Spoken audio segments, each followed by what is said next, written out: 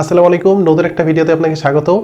কথা বলবো বিপিএল এর দলগুলোর বিদেশি প্লেয়ার নেয়ার কোটায় এখনো কোন কোন দলের নেয়ার সুযোগ আছে, সেই সাথে কোন কোন বিদেশি প্লেয়ার এখন পর্যন্ত খেলতে আসতে পারে।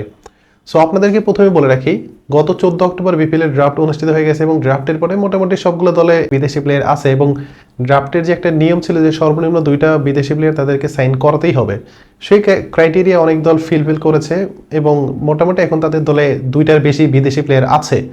এর মধ্যে দুর্বার রাশিয়ার কথা বলেন, তাদের দলে 2জন বিদেশি আছে এবং সিলেট স্ট্রাইকার্সে বিদেশি আছে 5জন, খুলনা টাইগার্সে বিদেশি প্লেয়ার আছে 4জন এবং ফরচুন বরিশাল, ঢাকা ক্যাপিটালস বা চিটাগং কিংস বা রংপুর রাইডার্স, এই 4টা টিমে কিন্তু ফরেন প্লেয়ারের লিস্টটা অনেক বেশি লম্বা। সো তাদের প্ল্যানে হয়তো অন্য কোনো বিদেশি এখন আপাতত নেই, হয়তো টুর্নামেন্ট যখন শুরু হবে তখন হয়তো অন্য অন্য বিদেশিরা আসতে পারে। এখন প্রশ্ন হচ্ছে খুলনা টাইগার্স, সিলেট স্ট্রাইকার্স এবং সেই সাথে দুর্বার রাজশাহী, এই 3টা টিমের ফরেন ক্রিকেটারের লিস্ট সেখানে অনেক বেশি শর্ট। এর মধ্যে থেকে মোটামুটি বলতে গেলে সিলেট স্ট্রাইকার্সে 5জন বিদেশি প্লেয়ার আছে, খুলনা টাইগার্সে 4জন আছে এবং দুর্বার রাজশাহীতে মাত্র 2জন প্লেয়ার আছে। এখন এই 2জন প্লেয়ার কিন্তু একাদশে খেলার মতো না। হয়তো লাহিরুস সামারকুনকে আপনি কোন একটা প্লেয়ারের অল্টারনেটিভ হিসেবে স্কোয়াড রাখতে পারেন, কিন্তু একাদশে খেলার মতো প্লেয়ার তিনি না। এছাড়া দেশি প্লেয়ার যারা আছে তাদেরকেও মোটামুটি ভালোভাবে পিক করেছেন, কারণ তারা ইম্প্যাক্টটা বেশি খুঁজেছেন। সেখানে জিসান আলম বা হাসান মুরাদের কথা বলেন, হাসান মুরাদকে নিয়ে যদি আমি ছোট্ট করে একটা কথা বলি, তাহলে হাসান মুরাদ এখন পর্যন্ত সাকিব আল হাসানের রিপ্লেসমেন্ট হিসেবে তিনি কিন্তু ওয়েস্ট ইন্ডিজ সিরিজে দল পেয়েছেন। সো আপনাকে বুঝতে হবে যে হাসান মুরাদের স্পিন বোলিংটা কত রকমের ভালো এবং বাংলাদেশের মধ্যে সবচাইতে ভালো একজন স্পিনার, যিনি আসলে ফ্লাইটের ডেলিভারিটা খুব ভালো মতো দিতে পারে। সো এখানে আপনারা ক্লিয়ার হয়ে যাচ্ছেন যে দুর্বার রাজশাহীর যে টিমটা, সেটা নিয়ে কিন্তু মানুষের মধ্যে যে নেগেটিভিটি ছড়িয়ে যাচ্ছে বা নেগেটিভিটি কথাবার্তা হচ্ছে, সেখানে এই টিমটার মধ্যে যে ইম্প্যাক্ট প্লেয়ার আছে বা আমরা হয়তো চোখে দেখছি না যে হয়তো তারা ভালো খেলবে বা ভালো একটা স্কোয়াড বা বড় কোনো নাম নেই, কিন্তু আদতে সেরকম কিছুই না। সেখানে তাসকিন আহমেদ বলেন বা শফিউল ইসলামের কথা বলেন বা এনামুল হক বিজয়, ইয়াসির আলী চৌধুরী রাব্বি, দেন জিসান আলম বা ফরেন ক্রিকেটার যাদেরকে নেয়ার পসিবিলিটি এখন পর্যন্ত আছে বা যাদের সাথে কথা বলছে, এর মধ্যে ভেনি হাওয়েল বা ফকর জামান, এই দুজনকে মোটামুটি মিডিয়ার সামনে নিয়ে আসা হয়েছে। আপনি কখনো চাইলে কিন্তু দুর্বার রাজশাহীকে ছোট করে দেখতে পারেন না। হয়তো বড় কোনো নাম নেই, কিন্তু টিমটা কিন্তু ওভারঅল ভালো আছে। সো এই দলে কিন্তু এখন পর্যন্ত বিদেশি প্লেয়ার নেয়ার একটা পসিবিলিটি এবং তাদের বিদেশি প্লেয়ার নিতেই হবে, এটা একদম বাধ্যতামূলক। কারণ একটা স্কোয়াড সাজাতে গেলে আপনাকে কমপক্ষে 7 থেকে 10 জন বিদেশি ক্রিকেটার লাগে। এটা কমপক্ষে মানে মিনিমাম 10 জন বিদেশি ক্রিকেটার লাগে। এর মধ্যে থেকে 4জন ক্রিকেটার তিনি একাদশে খেলতে পারেন। সো আপনাকে বুঝতে হবে যে স্কোয়াডটা যদি সাজাতে যায় তাহলে আপনাকে মিনিমাম 10 জন বিদেশি ক্রিকেটার লাগবে। সেখানে দুর্বার রাজশাহীতে মাত্র 2জন বিদেশি প্লেয়ার। সো দুর্বার রাজশাহীতে নতুন করে কোন বিদেশি প্লেয়ারগুলোকে নিলে তাদের দলটা আরও বেশি স্ট্রং হবে, এটা কিন্তু আপনি আমাকে জানাতে পারেন। সেই সাথে আমি যদি বলি, তাহলে খুলনা টাইগার্স এখন পর্যন্ত 4জন বিদেশি প্লেয়ার আছে, তার মধ্যে মোহাম্মদ নেওয়াজ এবং অশনে থমাস, এই 2জনকে তারা ডিরেক্ট সাইনিংয়ে দলে ফিরিয়েছেন। তার মধ্যে তারা ড্রাফট থেকে মোহাম্মদ হাসনাইন এবং লুইস গুইগ্রিকে তারা ড্রাফট থেকে কিনেছে। তাদের দলেও মাত্র 4জন বিদেশি ক্রিকেটার আছে। এখন তাদের দলের বিদেশি ক্রিকেটারের যে লিস্ট, সেটা কিন্তু বাড়াতে হবে এবং তাদের কিন্তু বিদেশি নিয়ে ভাবতে হবে। আমরা সবাই জানি যে খুলনা টাইগার্স গত কয়েকটা মৌসুম ধরে তারা নিয়মিত বিপিএলে অংশগ্রহণ করছে এবং তাদের দলের পেমেন্ট ইস্যু নিয়ে বা অন্য আদার্স যে ইস্যুগুলো নিয়ে অন্য দলের বিরুদ্ধে যে অনেক কথা ওঠে, সেটা কিন্তু খুলনা টাইগার্সের নিয়ে কিন্তু কোনো ধরনের কোনো কথা ওঠে না।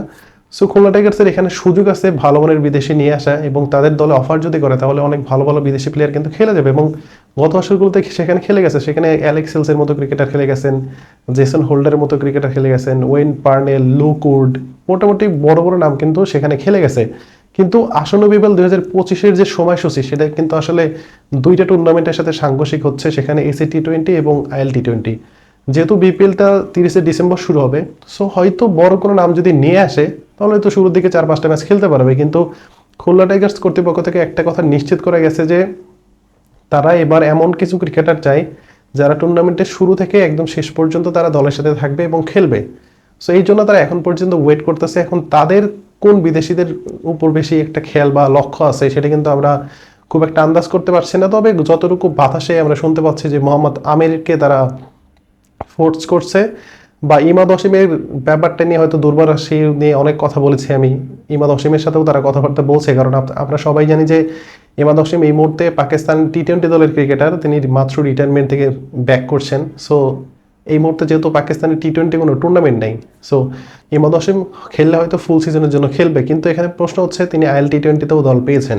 সো এই যে ইমাদ ওয়াসিম বা মোহাম্মদ আমিরকে নিয়ে যে একটা গুঞ্জন শোনা যাচ্ছে দুইটা দলের, সেখানে ইমাদ ওয়াসিমকে নিয়ে দুর্বার রাশি এবং খুলনা টাইগার্স কথাবার্তা বলছে, সেই সাথে মোহাম্মদ আমিরের সাথেও কথা বলছে। যদিও মোহাম্মদ আমির আইএল টি-20তে জায়গা পেয়েছেন, সো চাইলে তাকে দলে নিয়ে এসে খেলানো এটা কিন্তু অনেক কঠিন কাজ হয়ে যাবে। এবং আমরা সবাই জানি যে বিপিএলে প্রত্যেকটা ফ্র্যাঞ্চাইজি প্রত্যেকটা প্লেয়ারের পিছনে অনেক টাকা ঢালে, কিন্তু প্লেয়াররা আসলে অতটা বেশি পরিমাণ লোভী হয় না কখনো।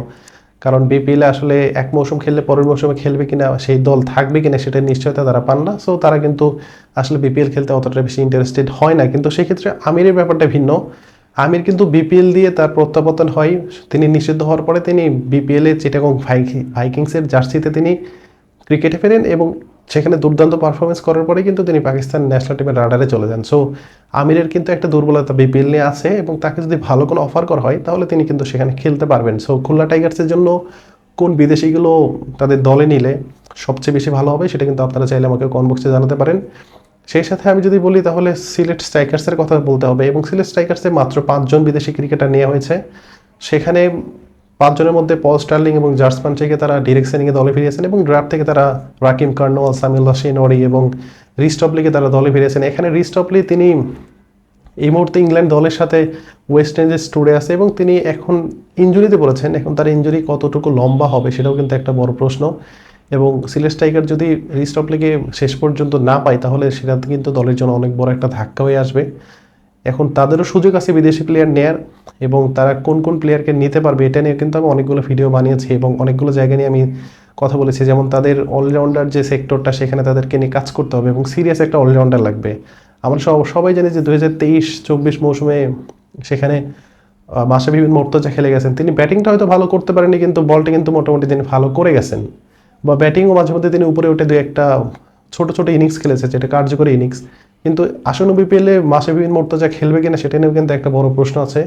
সেই সাথে তাদের গত 2টা আসরে তানজিম হাসান সাকিব তাদের দলের সাথে ছিল, বিপিএলে তিনি খুব একটা ভালো পারফর্ম করতে পারেনি, বাট প্রেক্ষাপটটা কিন্তু এখন পুরোটাই ভিন্ন। বিপিএলের পর থেকে তানজিম হাসান সাকিবের যে পারফরমেন্স বাংলাদেশ ন্যাশনাল টিমের জার্সিতে, সেই পারফরমেন্সটা যদি বিপিএলে ধরে রাখতে পারে তাহলে কিন্তু সিলেটের জন্য অনেক বড় একটা পাওয়া হবে। সেই সাথে তাদের যে আমি বললাম যে অলরাউন্ডার সেক্টর নিয়ে কাজ করতে হবে এবং তাদের মিডল অর্ডার ভালো মানের একজন বিদেশি প্লেয়ার কিন্তু এখানে মাস্টলি লাগবে। সো তাদের কিন্তু এখন পর্যন্ত সুযোগ আছে বিদেশি প্লেয়ার নেয়ার। এখন প্রশ্ন হচ্ছে যে দুর্বার রাজশাহী, সিলেট স্ট্রাইকার্স বা খুলনা টাইগার্স এই 3টা দলে কোন কোন বিদেশি প্লেয়ার আসতে পারে।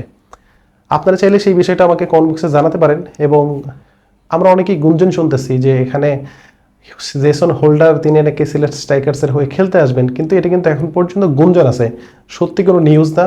আপনারা অনেকেই আমার ভিডিও দেখে বিভ্রান্ত হন যে আমি ভুলভাল টাইটেল দিচ্ছি, থাম্বনেল দিচ্ছি, কিন্তু আপনাদের কথা হচ্ছে কি যে থাম্বনেলগুলো একটু মনোযোগ দিয়ে দেখবেন, সেই সাথে আপনার ভিডিওগুলো একটু শেষ পর্যন্ত দেখবেন, আশা করি সব কিছুই বুঝতে পারবেন।